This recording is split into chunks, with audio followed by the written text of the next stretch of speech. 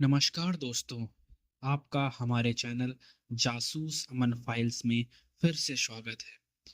तो आज हम देखने वाले हैं जासूस अमन और उसके सहयोगी पिद्दू सिंह का एक नया केस। तो चलिए बिना देरी के शुरू करते हैं आज का हमारा नया केस। दिसंबर की एक सुस्त सुबह थी। दिल्ली की सर्दी में रजाई से निकलने का मन तो नहीं कर रहा था, लेकिन हमारे दफ्तर में एक अलग ही जंग छिड़ी हुई थी। मैं, पिद्दू सिंह, सोफे पर अखबार पढ़ रहा था और अमन अमन अपनी छोटी सी पैंट्री में खड़ा था। उसके सामने गैस जल रही थी और वो एक सस्पेंस फिल्म की तरह पतीले को घूर रहा था। उसके हाथ में एक चमचमाता चम्मच था और दूसरे हाथ में घड़ी। पिद्दू, अमन ने बिना मुड़े कहा, क्या तुम्हें पता है दुनिया का सबसे मुश्किल काम क्या है? मैंने उबासी लेते हुए कहा, जुर्म का पता लगाना। नहीं, अमन ने गैस धीमी की। दुनिया का सबसे मुश्किल काम है एक कप परफेक्ट चाय बनाना। अगर दूध 1 सेकंड पहले डाल दिया तो स्वाद कच्चा रह जाएगा, और अगर पत्ती 1 सेकंड ज्यादा उबाल दी तो कड़वाहट आ जाएगी। जुर्म भी बिल्कुल इस चाय जैसा होता है। हर सुराख का अपना एक सही वक्त होता है। अमन ने बहुत ही नजाकत से 2 कप में चाय छानी। कमरे में अदरक और इलायची की खुशबू फैल गई। उसने एक कप मेरी तरफ बढ़ाया। लो पियो, यह चाय तुम्हारे दिमाग के सुस्त घोड़ों को दौड़ा देगी। मैं चुस्की लेने ही वाला था कि तभी हमारे दरवाजे पर जोर से दस्तक हुई। ठक ठक ठक। ये दस्तक किसी मेहमान की नहीं, किसी परेशान इंसान की थी। दरवाजा खुला और इंस्पेक्टर राठी अंदर आए। उनकी वर्दी थोड़ी बेतरतीब थी और चेहरे पर पसीना था। अमन ने अपनी चाय की चुस्की ली और मुस्कुराया। आइए इंस्पेक्टर, आपकी सांसें बता रही हैं कि आप दौड़ कर आए हैं, और आपके माथे की लकीरें बता रही हैं कि शायद शहर में कोई नया पागल पैदा हो गया है। इंस्पेक्टर राठी सोफे पर धम से बैठ गए। पागल? अमन, ये पागलपन नहीं, सिर दर्द है। मेरे 20 साल के करियर में मैंने ऐसा अजीब केस नहीं देखा। अमन ने उनके लिए पानी का ग्लास रखा। बताइए इंस्पेक्टर राठी, आखिर ऐसा क्या हुआ? राठी ने अपनी टोपी मेज पर पटकी। पिछले 3 दिनों में शहर के पॉश इलाकों में 3 चोरियां हुई हैं। पहली चोरी ग्रेटर कैलाश में मिस्टर बंसल के घर। दूसरी चोरी डिफेंस कॉलोनी में मिस्टर कपूर के घर। और तीसरी चोरी कल रात वसंत विहार में मिस्टर खन्ना के घर। मैं बीच में ही बोल पड़ा, अरे, तो इसमें अजीब क्या है? चोरियां तो होती ही रहती हैं। राठी ने मुझे घूरा। अजीब ये है पिद्दू कि चोर ने उन घरों से एक पैसा भी नहीं चुराया। मिस्टर बंसल की मेज पर 50,000 कैश रखा था और उसने उसे छुआ तक नहीं। मिस्टर कपूर की पत्नी के गहने ड्रेसिंग टेबल पर थे, उन्हें उसने देखा भी नहीं। और मिस्टर खन्ना का महंगा लैपटॉप तो सामने ही पड़ा था, उसने उसे भी नहीं छुआ। अब अमन दिलचस्पी ले रहा था। उसने चाय का कप नीचे रखा। तो फिर उसने चुराया क्या? राठी ने एक गहरी सांस ली। उसने बच्चों के कमरे से क्रिकेट बैट चुराए। Cricket bat? मैं हंस पड़ा। क्या चोर को आईपीएल खेलना है? राठी ने गुस्से में कहा, हंसो मत पिद्दू, बात यहीं खत्म नहीं होती। वो बैट चुरा कर ले नहीं जाता है। तीनों वारदातों में हमने देखा है कि बैट घर के बगीचे में या पिछले आंगन में मिले हैं। लेकिन उन बैटों का बहुत बुरा हाल था। चोर ने बैट की रबर वाली ग्रिप को ब्लेड से फाड़ दिया था और बैट के हैंडल को उसके धागे खोलकर बीच से तोड़ दिया था। सिर्फ हैंडल को, बाकी का पूरा हिस्सा बिल्कुल सुरक्षित। कमरे में थोड़ा सा सन्नाटा था। अमन खड़ा हुआ और टहलने लगा। हाँ, 3 घर, 3 अमीर परिवार, कुछ नहीं चुराया, बस क्रिकेट बैट। और बैट को भी ले नहीं गया, बस उसका हैंडल तोड़ दिया। अमन ने राठी की तरफ देखा। इंस्पेक्टर, क्या वो साधारण बैट थे? वो 500 1000 वाले जो दुकानों पर मिलते हैं? पता नहीं, राठी ने कहा। अमीरों के बच्चे हैं, महंगे बैट ही होंगे। लेकिन लोग कह रहे हैं कि ये कोई साइको है। शायद उसे क्रिकेट से नफरत है। नफरत नहीं इंस्पेक्टर। अमन ने अपनी चाय का कप उठाया। ये खोज है, एक तलाश। तलाश? टूटे हुए लकड़ी के टुकड़ों में? राठी हैरान था। बिल्कुल, अमन ने कहा। कोई भी इंसान अपनी जान जोखिम में डालकर रात के अंधेरे में किसी के घर में घुसकर सिर्फ लकड़ी तोड़ने तो नहीं जाएगा ना राठी। वो बैट के अंदर कुछ ढूंढ रहा है, कुछ ऐसा जो बैट की कीमत से ज्यादा कीमती है। चलो, मुझे वो जगह देखनी है। थोड़ी देर के बाद हम वसंत विहार में मिस्टर खन्ना के आलीशान बंगले पर पहुंचे। मिस्टर खन्ना बहुत गुस्से में थे। उनका बेटा रो रहा था क्योंकि उसका फेवरेट बैट टूट गया था। हम बगीचे में गए। हरी घास पर वही बैट पड़ा था। देखने में एक शानदार इंग्लिश विलो बैट लग रहा था, लेकिन उसका ऊपरी हिस्सा यानी कि हैंडल बहुत बुरी तरीके से तोड़ा गया था। उसकी काली रबर ग्रिप को किसी तेज धारुगार चाकू से चीरा गया था और लकड़ी के हैंडल को जैसे किसी पत्थर पर मारकर 2 टुकड़ों में तोड़ा गया हो। अमन उस बैट के पास घुटनों के बल बैठ गया। उसने जेब से अपना लेंस निकाला। राठी साहब, अमन ने बैट के हैंडल के टूटे हुए हिस्से को दिखाते हुए कहा, जरा यहां देखिए। राठी और मैं दोनों झुक गए। एक आम क्रिकेट बैट का हैंडल और रबर से बनता है।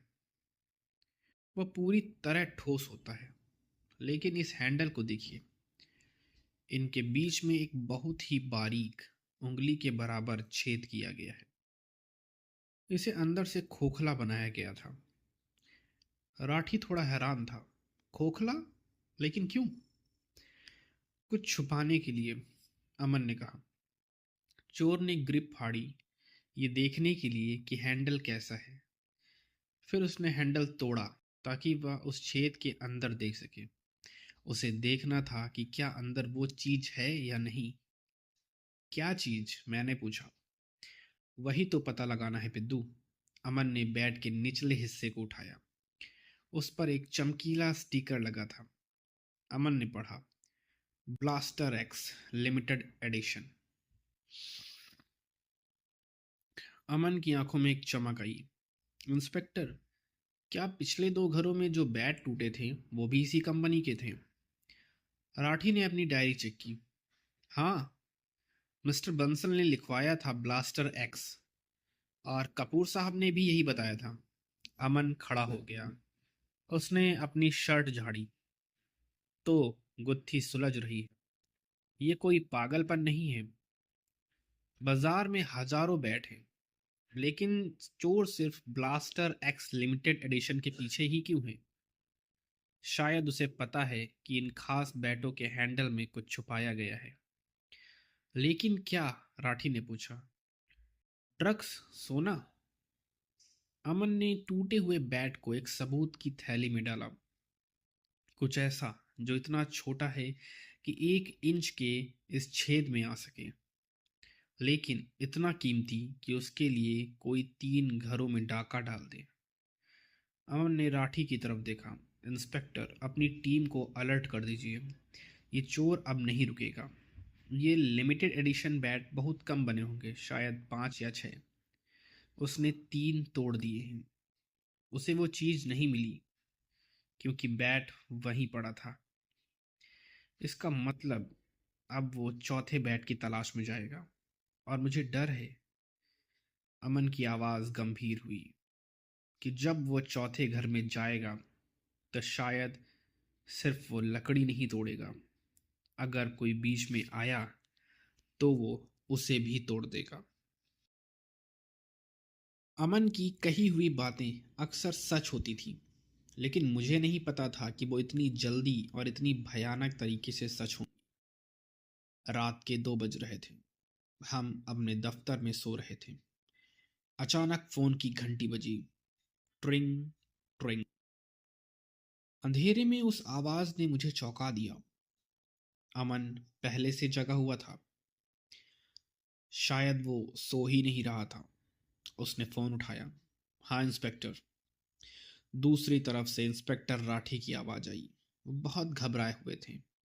उनकी आवाज स्पीकर पर भी साफ सुनाई दे रही थी।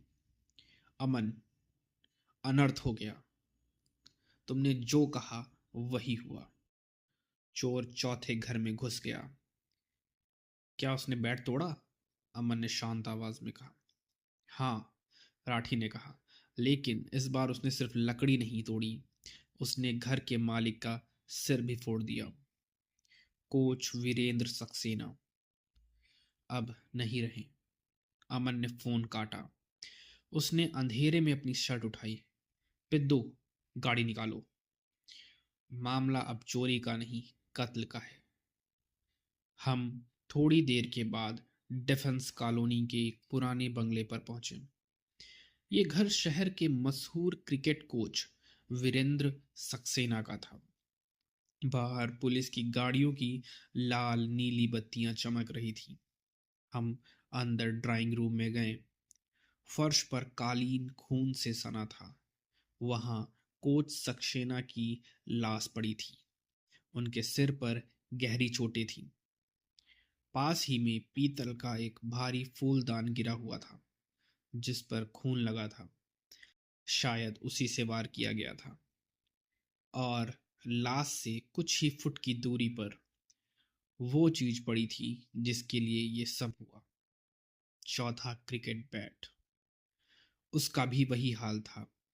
रबर की ग्रिप को सर्जिकल ब्लेड से चीरा गया था और लकड़ी के हैंडल को बीच से तोड़ा गया था। अमन ने लाश को एक पल के लिए देखा, फिर बैट के पास गया। Blaster x. अमन ने बैट का स्टिकर पढ़ा। वही ब्रांड, वही तरीका। राठी साहब पसीना पूछ रहे थे। मुझे समझ नहीं आ रहा अमन, एक 5,000 रुपए के बैट के लिए कोई जान क्यों लेगा? अगर कोच जाग गए थे तो चोर भाग भी तो सकता था। उसने उन्हें मारा क्यों? अमन खड़ा हुआ और पूरे कमरे का मुआयना किया। राठी, इस कमरे को ध्यान से देखो। क्या तुम्हें कुछ अजीब नहीं लग रहा? राठी ने इधर उधर देखा। अजीब? सब कुछ बिखरा हुआ है, शायद हाथापाई हुई होगी। नहीं, अमन ने सोफे के पास जाकर कहा। हाथापाई में चीजें गिरती हैं, टूटती हैं, लेकिन यहाँ देखो। सोफे के कुशन नीचे फेंके गए हैं। मेज का कवर हटाया गया है। किताबों की रैक से किताबें नीचे गिराई गई हैं। अमन की आंखें थोड़ी सी सिकुड़ गई। जब कोई कातिल किसी को मारता है तो उसका पहला विचार होता है भागो। लेकिन यहाँ कोच को मारने के बाद चोर भागा नहीं, वो रुका। उसने कमरे की तलाशी ली। उसने कालीन को पलटा, सोफे के नीचे झांका। वो कुछ ढूंढ रहा था शायद। अमन ने कहा, कुछ ऐसा जो बैट तोड़ते वक्त या हाथापाई के वक्त नीचे गिर गया। अमन लाश के पास वाली कालीन पर घुटनों के बल बैठ गया। उसने अपनी जेब से एक छोटी एलईडी टॉर्च निकाली और कालीन के रेशों पर रोशनी डालने लगा। हम सब उसे ही देख रहे थे। अमन इंच दर इंच जमीन देख रहा था। अचानक वो रुका। पिद्दू, चिमटी देना। अमन ने हाथ बढ़ाया। मैंने अपनी किट से चिमटी दी। अमन ने बहुत सावधानी से कालीन के घने रेशों के बीच से कुछ उठाया। वो एक बहुत छोटा सा टुकड़ा था, शायद मटर के दाने से भी छोटा। टॉर्च की रोशनी में वो चमक रहा था। कांच का टुकड़ा? राठी ने पूछा। शायद फूलदान का होगा। अमन ने उसे अपनी हथेली पर रखा और लेंस से देखा। नहीं इंस्पेक्टर, कांच इतनी चमक नहीं बिखेरता और कांच इतना सख्त नहीं होता। अमन ने उस टुकड़े को घुमा कर देखा। ये हीरा है, एक असली हीरा। हीरा? राठी की आंखें फटी रह गई। तो क्या बेड के अंदर हीरे थे? अमन ने उस हीरे को रोशनी के सामने किया। हाँ, लेकिन ये कोई साधारण हीरा नहीं है। ध्यान से देखिए। आमतौर पर हीरो को खूबसूरती से तराशा जाता है, गोल, चौकोर या नाशपाती के आकार में। लेकिन इसका आकार देखिए। ये ऊबड़ खाबड़ है। इसके किनारे टेढ़े मेढ़े हैं, जैसे इसे जानबूझकर अजीब तरीके से काटा गया हो। अमन के चेहरे पर एक समझ आ रही थी। ये एक पहेली का टुकड़ा है इंस्पेक्टर। इस हीरे को लेजर से काटा गया है ताकि ये किसी दूसरे टुकड़े के साथ जुड़ सके। अमन ने कहानी को जोड़ा। चोर बैट का हैंडल तोड़ रहा था, उसे अंदर से ये हीरा मिल गया। तभी कोच आ गए। हाथापाई हुई। कोच को मारने के बाद चोर के हाथ से हीरा फिसल कर इस घने कालीन में गिर गया। उसने ढूंढने की बहुत कोशिश की, लेकिन सायरन की आवाज या डर की वजह से उसे भागना पड़ा। राठी ने सिर खुजलाया। तो चोर के पास बाकी 3 बैट के हीरे हैं और ये चौथा टुकड़ा हमारे पास है। बिल्कुल। अमन ने उस हीरे को सबूत की थैली में डाला। और यही हमारी जीत है, अमन ने कहा। अगर ये पहली पहली है तो चोर को अपनी तस्वीर पूरी करने के लिए इस टुकड़े की जरूरत पड़ेगी। इसके बिना उसका खजाना अधूरा है। अमन ने खिड़की से बाहर अंधेरे में देखा। लेकिन एक बुरी खबर भी है राठी। वो चोर जानता है कि ये टुकड़ा यहाँ गिर गया था। अब उसे पता चल जाएगा कि पुलिस को ये मिल चुका है। वह उत्सुक हो जाएगा। बाजार में कुल 6 बेड थे। 4 टूट चुके हैं। अभी भी 2 बेड बाकी हैं, जो किसी अनजान बच्चे के घर में रखे हैं। और वो कातिल उन 2 बेटों के लिए अब किसी भी हद तक जाएगा। अमन ने अपनी जैकेट सही की। हमें उन 2 बचे हुए बेटों को चोर से पहले ढूंढना होगा, वरना आज कोच सक्सेना मरे हैं, कल कोई बच्चा मरेगा। अगली सुबह हम दिल्ली से मेरठ की तरफ जा रहे थे। अमन की जीप की रफ्तार तेज थी, लेकिन उसका दिमाग उससे भी ज्यादा तेज दौड़ रहा था। इंस्पेक्टर राठी भी हमारे साथ थे। अमन, राठी ने खिड़की से बाहर देखते हुए कहा, हमें फैक्ट्री जाकर क्या मिलेगा? बैट बनाने वालों को क्या पता कि उनका बैट किसी के सिर फोड़ने के काम आएगा। अमन ने स्टेयरिंग पर उंगलियां थपथपाई। हथियार बनाने वाले को शायद ना पता हो इंस्पेक्टर, लेकिन जिसने हथियार में बारूद भरा था उसे जरूर पता होगा। हमें उस आदमी को ढूंढना है जिसने उन 6 बैटों के हत्थे खोखले किए थे। हम मेरठ के इंडस्ट्रियल एरिया में पहुंचने ही वाले थे। हवा में लकड़ी के बुरादे और वार्निश की तीखी गंध थी। स्पोर्ट्स गुड फैक्ट्री पहुंचे। वहां के मालिक मिस्टर गुप्ता हमारा इंतजार कर रहे थे। वे घबराए हुए थे क्योंकि पुलिस उनके दरवाजे पर थी। देखिए इंस्पेक्टर, गुप्ता जी ने सफाई देते हुए कहा, हमारा उन मर्डर से कोई लेना देना नहीं है। हम तो बस बैट बनाते हैं। अमन ने ब्लास्टर एक्स बैट की फोटो दिखाई। गुप्ता जी, हमें बस ये बताइए कि 6 महीने पहले ये लिमिटेड एडिशन बैट किसने डिजाइन किया था?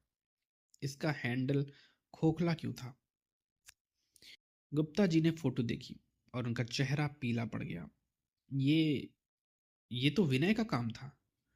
विनय कौन? राठी ने कड़क आवाज में पूछा। गुप्ता जी ने बताया, साहब, करीब 6 महीने पहले एक आदमी नौकरी मांगने आया था। नाम था विनय। उसने कहा था वो मुंबई से आया है। उसके हाथ में जादू था साहब। वो लकड़ी को ऐसे तराशता था जैसे मक्खन हो। लेकिन वो थोड़ा सा अजीब था। वो किसी से बात नहीं करता था। जब हमें चैरिटी ऑक्शन के लिए 6 खास बैट बनाने का ऑर्डर मिला तो विनय ने जिद की कि वो बैट अकेले बनाएगा।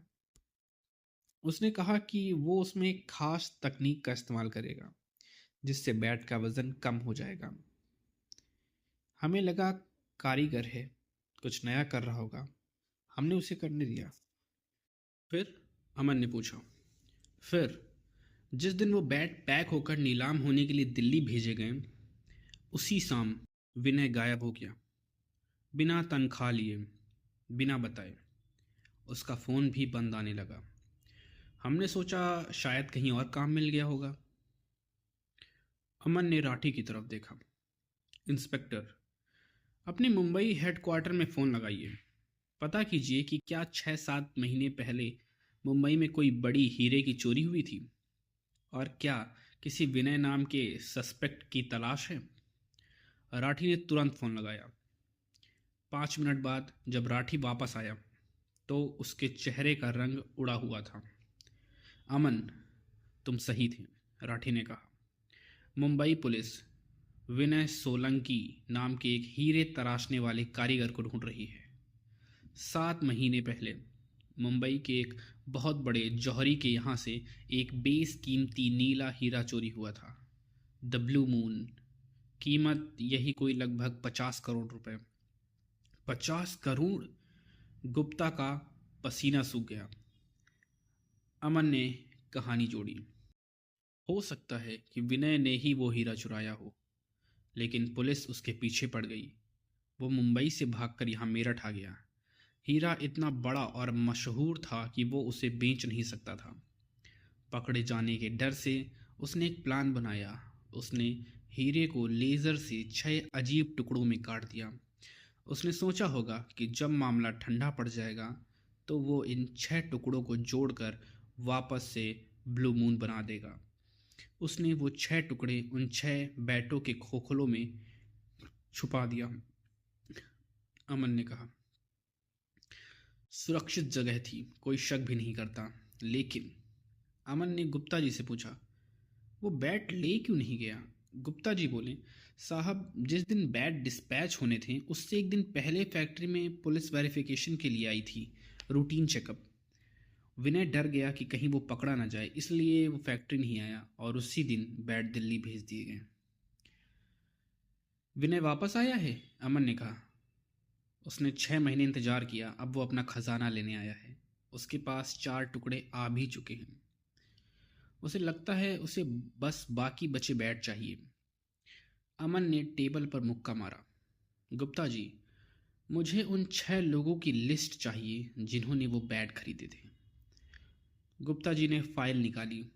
साहब, ये चैरिटी नीलामी थी, रिकॉर्ड्स हैं।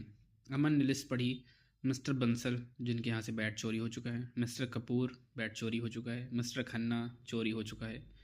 कोच वीरेंद्र सक्सेना, उनकी हत्या हो चुकी है। अब अमन की उंगली 5वें नाम पर रुकी। मास्टर बंटी, पिता श्री रमेश कुमार, पता करोल बाग दिल्ली। और छठा नाम नेशनल स्पोर्ट्स म्यूजियम, दान दिया गया मुख्य अतिथि द्वारा। बंटी, अमन ने नाम दोहराया। करोल बाग, ये एक रिहायशी इलाका है। अमन ने राठी को देखा। इंस्पेक्टर, विनय के पास भी ये लिस्ट होगी, या उसे याद होगा कि नीलामी में कौन कौन आया था। वो अब तक 4 शिकार कर चुका है। उसका अगला निशाना बंटी है, एक स्कूल का बच्चा। राठी ने अपनी टोपी ठीक की। मैं लोकल पुलिस स्टेशन को इन्फॉर्म करता हूँ। नहीं, अमन चिल्लाया। पुलिस का सायरन सुनकर विनय भाग जाएगा या हड़बड़ाहट में बच्चे को नुकसान पहुंचा देगा। हमें उसे रंगे हाथों पकड़ना है और इससे पहले कि वो बंटी तक पहुंचे हमें वहां जाना होगा। अमन जीप की तरफ दौड़ा। पिद्दू, गाड़ी निकालो। मेरठ से दिल्ली। हमें हवा से बातें करनी होगी। अगर हम लेट हुए तो एक बच्चे की जान जाएगी। मेरठ हाईवे पर हमारी जीप 120 की स्पीड पर दौड़ रही थी, लेकिन मेरे दिमाग में बस एक ही तस्वीर थी। एक छोटा बच्चा जो शायद अपने घर के आंगन में उस 50 करोड़ के खजाने से क्रिकेट खेल रहा होगा, और एक खूनी जो उसकी तरफ बढ़ रहा है। अमन ने रास्ते में बंटी के पिता का नंबर ट्रेस करवाया और उन्हें फ़ोन मिलाया। ट्रिंग ट्रिंग। कोई फ़ोन नहीं उठ रहा था। लानत है। अमन ने फ़ोन डैशबोर्ड पर पटका। शायद वो लोग घर पर नहीं हैं, या विनय वहां पहुंच चुका है। मैंने डरते हुए वाक्य पूरा किया। अमन ने एक्सेलेरेटर पर पैर दबा दिया। भगवान करे वो बच्चा आज क्रिकेट ना खेल रहा हो पिद्दू। भगवान करे वो बैट अलमारी में बंद हो। सूरज ढल रहा था। हम दिल्ली में दाखिल हो रहे थे। करोल बाग की सकरी गलियों में एक खेल चल रहा था, लेकिन इस खेल में रन नहीं, जान का स्कोर बनने वाला था। शाम के 5 बज रहे थे। दिल्ली का करोल बाग इलाका अपने पूरे शबाब पर था। मतलब कि वहाँ तिल धरने की भी जगह नहीं थी। सड़क पर गाड़ियों का शोर, हॉर्न की पें और रेहड़ी वालों की आवाज़ें। हमारी जीप इस भीड़ के समुद्र में एक छोटी सी नाव की तरह फंस गई थी। अमन बार बार घड़ी देख रहा था। लानत है, अमन ने स्टीयरिंग पर हाथ मारा। अगर हम इस जाम में फंसे रहे तो विनय अपना काम कर जाएगा। इंस्पेक्टर राठी ने सायरन बजाने की कोशिश की, लेकिन दिल्ली के ट्रैफिक में सायरन की इज्जत कोई नहीं करता। पिद्दू, राठी, उतरो। अमन ने जीप का इंजन बंद किया और चाबी अपनी जेब में डाली। पैदल चलो, गाड़ी हमें मंजिल तक नहीं पहुंचाएगी, हमारे पैर पहुंचाएंगे। हम जीप वहीं सड़क के बीच छोड़कर दौड़ पड़े। हम गलियों से होते हुए, शॉर्टकट लेते हुए उस पते की तरफ भाग रहे थे जो फैक्ट्री के रिकॉर्ड में था। मास्टर बंटी का घर। मेरा सांस फूल रहा था, लेकिन अमन किसी धावक की तरह दौड़ रहा था। उसे पता था कि ये रेस बैट के लिए नहीं, एक बच्चे की जान के लिए है। हम थोड़ी देर में उस कॉलोनी के पार्क के पास पहुंचे। पार्क में बच्चों का शोरगुल था। अमन ने लोहे की जाली के पीछे से देखा। वो देखो, अमन ने इशारा किया। वो रहा बंटी, करीब 10 साल का एक गोल मटोल बच्चा, सर पर लाल टोपी पहने बैटिंग कर रहा था। उसके हाथ में वही बैट था, ब्लास्टर एक्स। बैट का स्टिकर शाम की धूप में चमक रहा था, लेकिन अमन की नज़र बंटी पर नहीं, उसके पीछे खड़े एक आदमी पर थी। एक आदमी जिसने जैकेट पहनी थी और मफलर से अपना आधा चेहरा ढका हुआ था। वो बाउंड्री के पास खड़ा था और बंटी को लगातार घूरे जा रहा था। विनय, अमन ने धीरे से कहा। वो पहुंच गया है। विनय धीरे धीरे चलते हुए बंटी के पास गया। खेल रुका हुआ था क्योंकि गेंद झाड़ियों में चली गई थी। विनय ने बंटी को आवाज़ दी, बेटा, बहुत बढ़िया शॉट था। बंटी ने मुड़कर देखा। Thank you uncle. विनय मुस्कुराया। वो अपने घुटनों पर बैठ गया ताकि उसका कद बंटी के बराबर हो जाए।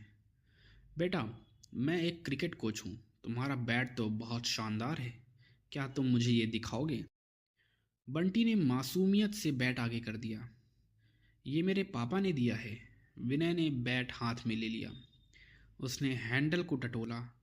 उसे वो खोखलापन महसूस हुआ। लेकिन ये तो पुराना हो गया है। विनय ने बहुत ही प्यार से कहा। बेटा, मेरे पास एक ऑफ़र है। अगर तुम मुझे ये पुराना बैट दे दो तो मैं तुम्हें अभी इसी वक्त 10,000 रुपये दूंगा।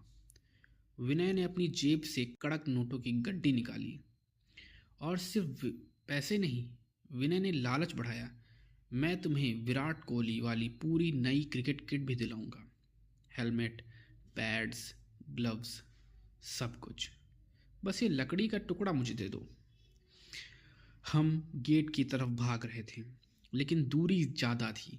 विनय को लगा बच्चा मान जाएगा। 10 साल के बच्चे के लिए 10,000 बहुत होते हैं। लेकिन बंटी ने सिर हिला दिया। नहीं अंकल, मुझे पैसे नहीं चाहिए। विनय का सब्र अब टूट रहा था। अरे ले लो बेटा, नई किट मिलेगी, इससे तो अच्छा खेलोगे। नहीं। बंटी ने बैट वापस खींचने की कोशिश की। ये मेरा लकी बैट है। पापा ने कहा था इसे कभी मत बेचना। आप छोड़ दीजिए इसे। विनय की आंखों में अब प्यार नहीं, गुस्सा था। उसने बैट को कसकर पकड़ लिया। छोड़ इसे बेवकूफ लड़के, मैं कह रहा हूं दे दे। बंटी डर गया। छोड़ो, मेरा बैट छोड़ो। बंटी चिल्लाने लगा, पापा, पापा। विनय ने देखा कि बच्चा मान नहीं रहा और लोग देख रहे हैं। उसने बंटी के सीने पर जोर से धक्का दिया। बंटी जमीन पर गिर पड़ा। उसका सिर घास पर लगा। विनय ने बैट छीना। रुक जाओ विनय, अमन की आवाज पार्क में गूंजी। हम गेट तोड़कर अंदर घुस चुके थे। पुलिस, उसे पकड़ो, राठी चिल्लाया। विनय ने मुड़कर देखा। पुलिस को देखते ही वो घबरा गया। उसके हाथ में वही बैट था। पार्क के दूसरे गेट के पास उसकी काली पल्सर बाइक खड़ी थी। वह दौड़कर बाइक पर चढ़ा। पिद्दू, पकड़ो उसे, अमन चिल्लाकर बोला। मैं पूरी ताकत से दौड़ा। मैं उसकी बाइक की पिछली लाइट पकड़ने ही वाला था कि उसने किक मारी और एक्सीलेटर घुमा दिया। ध्रूम। बाइक हवा से बातें करते हुए गली में गायब हो गई। हम हांफते रह गए। धूल का गुबार उड़ रहा था। पीछे बंटी रो रहा था, मेरा बैट, वो अंकल मेरा बैट ले गए। अमन ने गुस्से में हवा में मुक्का मारा। हाथ आकर निकल गया। राठी ने अपनी जीप मंगाई। वो ज़्यादा दूर नहीं गया होगा, नाकाबंदी करवाते हैं। अमन ने सड़क की तरफ देखा। नहीं इंस्पेक्टर, वो बैट लेकर भागने वालों में से नहीं है। उसे बैट नहीं, उसके अंदर का माल चाहिए। वो रुक गया होगा। हम विनय की बाइक के निशानों का पीछा करते हुए अगली गली में गए। करीब 200 मीटर आगे एक पुराने बिजली घर के पीछे हमें वो चीज़ मिल गई। कूड़े के ढेर में ब्लास्टर एक्स पैड पड़ा था। उसका हाल भी वही था। रबर ग्रिप नोच कर फेंकी गई थी। लकड़ी के हैंडल को पत्थर से तोड़कर 2 हिस्सों में कर दिया गया था। अमन ने हैंडल का खोखला हिस्सा चेक किया। खाली। हीरा गायब था। अमन ने उस टूटे हुए बैट को उठाया। 5वां टुकड़ा भी उसके पास चला गया। अमन ने गंभीर आवाज में कहा, क्या मतलब? राठी ने पूछा। अमन ने उंगलियों पर गिनाया। कुल 6 बैट थे। 3 घरों से उसने 3 टुकड़े पहले ही निकाल लिए थे। एक टुकड़ा कोच सक्सेना के घर से गिरा था, जो अब हमारे पास है। लेकिन शायद विनय को लगा कि उसने वो भी उठा लिया था, या वो बाद में हिसाब लगाएगा। और एक टुकड़ा यानी कि 5वां अभी अभी उसने निकाल लिया। तो अब स्कोर क्या है? मैंने पूछा। विनय के पास 4 या शायद उसे लगता है 5 टुकड़े हैं, अमन ने कहा। लेकिन खजाना तब तक बेकार है जब तक छठा और आखिरी टुकड़ा ना मिल जाए। वो चाबी तभी बनेगी जब सारे टुकड़े जुड़ेंगे। अमन ने राठी की तरफ देखा। इंस्पेक्टर, अब सिर्फ एक बैट बचा है, आखिरी उम्मीद। वो कहाँ है? राठी ने पूछा। अमन ने लिस्ट याद की। National sports museum. वहाँ सुरक्षा कड़ी होगी। लेकिन विनय अब पागल हो चुका है। उसे अपना कोहिनूर पूरा करने के लिए वो आखिरी टुकड़ा हर कीमत पर चाहिए होगा। कल वो म्यूजियम आएगा और हम उसका स्वागत धूमधाम से करेंगे। शाम ढल चुकी थी। दिल्ली का नेशनल स्पोर्ट्स म्यूजियम बाहर से शांत दिख रहा था, लेकिन अंदर एक तूफान का इंतज़ार हो रहा था। हम म्यूजियम के हॉल ऑफ फेम में खड़े थे।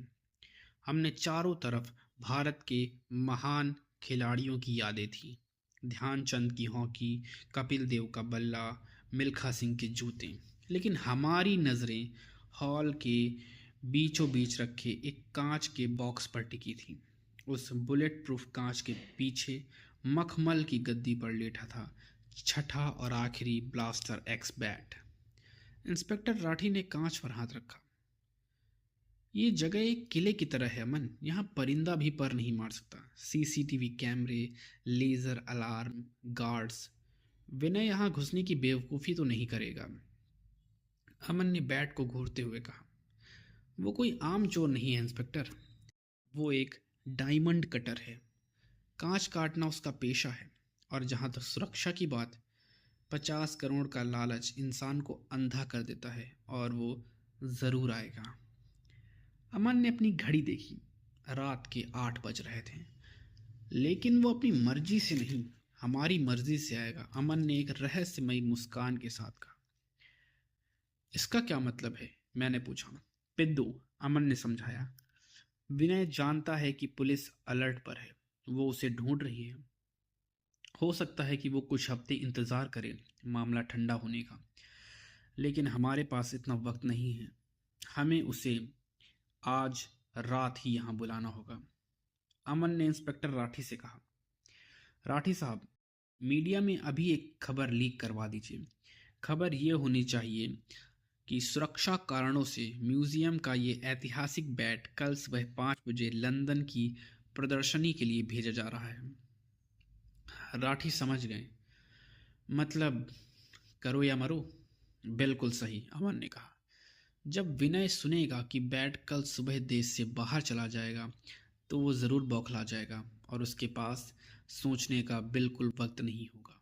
उसे आज रात ही हमला करना पड़ेगा। रात के 12 बज चुके थे।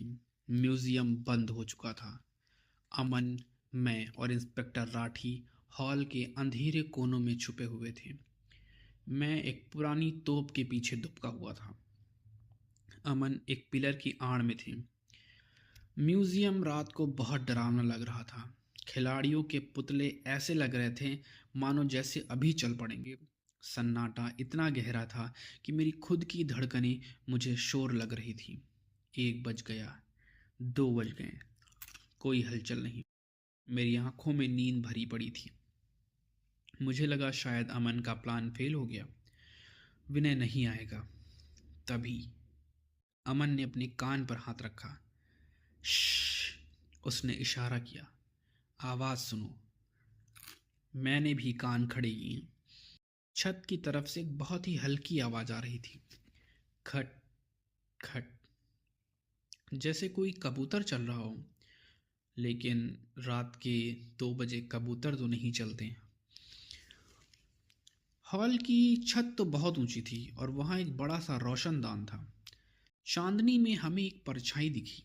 किसी ने रोशनदान का कांच काटा, बहुत सधे हुए हाथों से। और अगले ही पल एक रस्सी नीचे लटकी और उस रस्सी के सहारे काले कपड़ों में लिपटा एक आदमी नीचे उतरने लगा। उसके चेहरे पर नाइट विजन गॉगल्स थे और पीठ पर एक बैग। वो विनय ही था। वो बिल्कुल किसी मकड़ी की तरह नीचे उतरा और सीधे उस कांच के बॉक्स के पास जमीन पर लैंड हुआ। उसके जूतों ने जमीन को छुआ तक नहीं, इतनी खामोशी से उतर रहा था। राठी अपनी बंदूक उठाने ही वाला था, लेकिन अमन ने उसका हाथ पकड़ लिया। अमन ने इशारे से कहा, अभी नहीं राठी साहब, उसे बैट तो निकालने दो, उसे जुर्म पूरा तो करने दो। विनय ने अपनी जेब से एक ग्लास कटर निकाला। ये उसका हुनर था। उसने बुलेट प्रूफ कांच पर एक गोल घेरा बनाया। कांच काटने की हल्की हल्की आवाज आ रही थी। उसने कांच का गोल टुकड़ा बाहर निकाला। अब उसका हाथ अंदर जा सकता था। उसका दिल जोर जोर से धड़क रहा होगा। 50 करोड़ बस एक हाथ की दूरी पर थे। उसने हाथ अंदर डाला और बैट को बाहर खींच निकाला। अब उसे भागना चाहिए था, रस्सी पकड़कर वापस ऊपर चढ़ जाना चाहिए था, लेकिन नहीं। अमन तो बिल्कुल सही था। लालच इंसान को अंधा ही कर देता है। विनय से इंतजार ही नहीं हुआ। उसे देखना था कि क्या हीरा अंदर है। उसने वहीं फर्श पर बैठकर अपनी बैग से एक छोटी छेनी निकाली। उसने बैट की रबर ग्रिप को फाड़ दिया और पागलों की तरह हैंडल पर वार करने लगा। ठक ठक, लकड़ी टूटने की आवाज गूंजने लगी। जैसे ही बैट का हैंडल चटका और दो हिस्सों में बटा, पूरे हॉल की फ्लड लाइट्स एक साथ जल गईं। विनय की आंखें चौंधिया गईं। वो हड़बड़ा गया। गेम ओवर विनय। अमन पिलर के पीछे से बाहर निकला। उसके हाथ में उसकी वॉल्थर पीपीके पिस्तौल थी। दूसरी तरफ से इंस्पेक्टर राठी और पुलिस बल ने उसे घेर लिया। विनय के हाथ में टूटा हुआ बैट था और दूसरे हाथ में थी छेनी। वो चारों तरफ पुलिस देखकर सन्न रह गया। हिलो मत, राठी चिल्लाया, हाथ ऊपर कर लो। विनय ने अमन को देखा। उसकी आंखों में हार नहीं बल्कि एक अजीब सा पागलपन था। उसने टूटे हुए हैंडल के अंदर देखा। वहां एक हीरे का टुकड़ा चमक रहा था, छठा टुकड़ा। विनय हंसने लगा, पागलों की तरह। मिल गया, मुझे मिल गया, मेरा कोहिनूर पूरा हो गया। अमन ने धीरे धीरे उसके पास गया। पूरा नहीं विनय, अधूरा, बहुत अधूरा। विनय ने बैट नीचे नहीं फेंका। वो उसे छाती से लगाए बैठा रहा, जैसे कोई माँ अपने बच्चे को पकड़े हो। गिरफ्तार कर लो इसे, राठी ने आदेश दिया। हवलदारों ने दौड़कर विनय को दबोच लिया। हथकड़ी की खटक आवाज आई। विनय चिल्ला रहा था, मेरे पास 6 टुकड़े हैं, मैं दुनिया का सबसे अमीर आदमी हूं, तुम मुझे नहीं पकड़ सकते। अमन ने जमीन पर गिरे उस छठे हीरे के टुकड़े को उठाया और रोशनी में देखा। बेचारा, अमन ने कहा, इसे लगता है कि इसने पहली सुलझा ली। इसे तो ये भी नहीं पता कि एक टुकड़ा तो पुलिस के माल खाने में जमा है। अगली सुबह दिल्ली का पुलिस हेडक्वार्टर। रात के हंगामे के बाद अब कमरे में एक अजीब सी शांति थी। इंस्पेक्टर राठी की मेज के बीचों बीच एक काले मखमल का कपड़ा बिछाया गया था। मेज के एक तरफ पुलिस कमिश्नर और हम खड़े थे। वहीं दूसरी तरफ हथकड़ी में जकड़ा हुआ विनय खड़ा था। उसके चेहरे पर थकान थी, लेकिन आंखों में अब भी वही जीत की चमक थी। पुलिस ने रात को ही विनय के किराए के कमरे पर छापा मारा था। वहां एक पुराने जूते के डिब्बे में रुई के बीच छिपे हुए 4 हीरे के टुकड़े बरामद हुए थे। ये वही टुकड़े थे जिसे उसने पहले चुराए थे, और 5वां टुकड़ा वो कल रात म्यूजियम में उसके हाथ में था। विनय मुस्कुराया। इंस्पेक्टर, मेरी हथकड़ी खोल दीजिए। मैंने जो किया वो कला थी। ये हीरा दुनिया का 8वां अजूबा है। इसे देखने के लिए आपकी आंखें तरस जाएंगी। अमन ने सरकारी जौहरी को इशारा किया। शुरू कीजिए। जौहरी ने बहुत ही सावधानी से उन टुकड़ों को चिमटी से उठाया। कमरे में सबकी सांसें थमी हुई थी।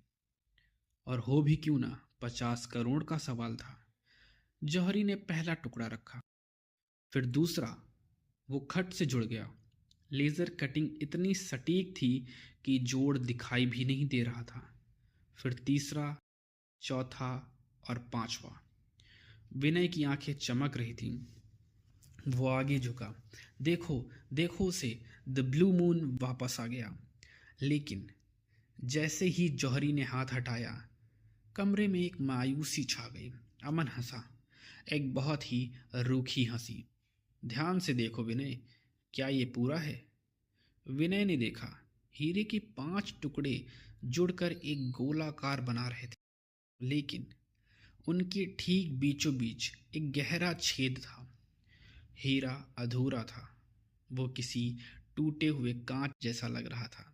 उसकी वो चमक, वो परफेक्शन गायब थे। विनय का चेहरा सफेद पड़ गया। उसकी हंसी गले में अटक गई। नहीं, नहीं, वो चिल्लाया, ये कैसे हो सकता है? मैंने सारे 6 बैट तोड़े थे। वो पागलों की तरह मेज पर झुकने लगा, लेकिन हवलदारों ने उसे पीछे खींचा। मैंने बंसल, कपूर, खन्ना, बंटी और म्यूजियम सबके बैट तोड़े थे। सारे टुकड़े मेरे पास ही तो थे। ये बीच का हिस्सा कहाँ गया? किसने चुराया मेरा हीरा? विनय ने अमन की तरफ देखा। तुमने तुमने छुपाया है ना? बताओ कहाँ है? अमन अपनी कुर्सी से खड़ा हुआ। उसने अपनी जेब से एक छोटी सी प्लास्टिक की सबूत थैली निकाली। उस थैली के अंदर एक छोटा सा मटर के दाने जैसा चमकीला टुकड़ा था। तुम्हें क्या लगा विनय? अमन ने शांत आवाज में पूछा। कि तुम 6 बैट तोड़ोगे और किसी को खबर तक नहीं होगी? अमन धीरे धीरे विनय के पास गया। तुम्हारे गणित में बस एक गलती हो गई। तुमने कोच वीरेंद्र सक्सेना के घर जो बैट तोड़ा था, याद है ना? विनय कांपने लगा। उस रात, अमन ने बताया, जब तुम बैट का हैंडल तोड़कर हीरा निकाल चुके थे, तभी कोच जाग गए थे। तुमने उनसे हाथापाई की, तुमने उनके सिर पर वार किया, और उसी छीना झपटी में तुम्हारे हाथ से वो छठा टुकड़ा फिसल गया और नीचे कालीन के घने रेशों में गिर गया। अमन ने वो थैली ऊपर उठाई। तुमने कोच को मारकर भागने की कोशिश की। तुम्हें लगा कि हीरा तुम्हारी जेब में है, या शायद तुमने ध्यान ही नहीं दिया। लेकिन ये टुकड़ा वहीं पड़ा रहा, चीख चीख कर गवाही देने के लिए कि उस रात कोच के घर तुम मौजूद थे। अमन ने जौहरी को वो थैली दी। लीजिए जौहरी साहब, इसे पूरा कीजिए। जौहरी ने थैली से वो आखिरी टुकड़ा निकाला। उसने उस अधूरे हीरे के बीचों बीच उसे रखा, हल्का सा दबाव दिया। क्लिक! एक जादुई आवाज आई और अगले ही पल मेज पर रखा वो पत्थर जगमगा उठा। नीला प्रकाश बिखर गया। द ब्लू मून अब मुकम्मल था। विनय उस हीरे को देखता रहा। उसकी आंखों से आंसू बहने लगे। खुशी के नहीं, बर्बादी के। सिर्फ एक टुकड़ा। विनय बुदबुदाया। सिर्फ एक छोटे से टुकड़े के लिए। अमन ने कहा, यह टुकड़ा सिर्फ हीरे का हिस्सा नहीं है विनय, ये तुम्हारी फांसी के फंदे की आखिरी गांठ है। अगर ये टुकड़ा तुम्हारे पास होता तो शायद तुम सिर्फ चोरी के इल्जाम में जेल जाते। लेकिन चूंकि ये टुकड़ा मर्डर सीन से मिला है, और अब ये साबित करता है कि कोच सक्सेना का कातिल कोई और नहीं बल्कि तुम हो। इंस्पेक्टर राठी ने विनय के कंधे पर हाथ रखा। ले जाओ इसे। अब ये हीरा सरकारी खजाने में जाएगा और तुम जाओगे काल कोठरी में। विनय को घसीटते हुए हवलदार बाहर ले गए। वो बार बार मुड़ मुड़ कर अपनी उस अधूरी मेहनत को देखता रहा जो अब किसी और की अमानत थी। कमरा अब खाली हो चुका था। सिर्फ हम और राठी साहब बचे थे। हीरा अब सेब में रख दिया गया। राठी ने अमन से हाथ मिलाया। मान गए अमन, अगर तुम उस कालीन में वो टुकड़ा नहीं ढूंढते तो ये केस कभी सॉल्व ही नहीं होता। 50 करोड़ का हीरा कचरा बन जाता। अमन ने खिड़की के बाहर दिल्ली की धूप को देखा। हीरा और इंसान में कोई ज़्यादा फर्क नहीं होता इंस्पेक्टर। जब तक सारे टुकड़े, सारे रिश्ते, सारे सच नहीं जुड़ते, तब तक दोनों अधूरे रहते हैं। विनय ने हीरा जोड़ने के चक्कर में अपनी जिंदगी तोड़ ली। अमन ने मेरी तरफ देखा।